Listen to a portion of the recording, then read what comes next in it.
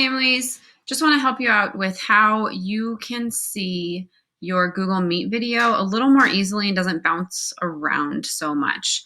So if you look at this example here, this is a way that we can get your screen to look when you're on a Google Meet with your teacher and other students, and it doesn't bounce around and it's not as distracting, and then you can see everyone who's involved in the meeting.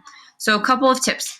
First, when you are in a Google Meet with your teacher, make sure at the bottom of the screen, when you put your cursor at the bottom of the screen, a microphone pops up, and it's a little red microphone like this. If you click that, it will mute you. So if you are muted when you are not talking, it'll be a lot less distracting because it won't pick up all the extra background noise and brothers and sisters and you moving around and people sneezing, and then you're able to hear your friends. So when it's your turn to talk, if you click that little red button at the bottom, again, that little microphone that pops up at the bottom, then we can hear your voice. But remember, when you're not talking, click it so it's red.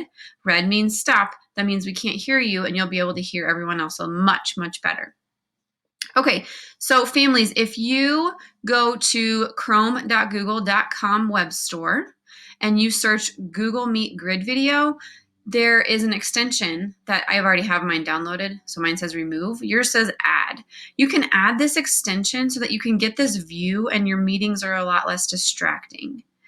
Also, if you're on a Chromebook and you click on the bottom left corner where the little Finder button is, if you go to the Chrome Web Store icon that looks just like this right here, then you are able to download the Google Meet Grid View so that it's less distracting.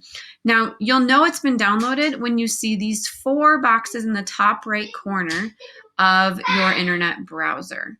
Next time you open Google Meet, it will be an option that you can click on so that you're able to see everyone who's involved in the meeting, and it's a lot less distracting. I hope this helps.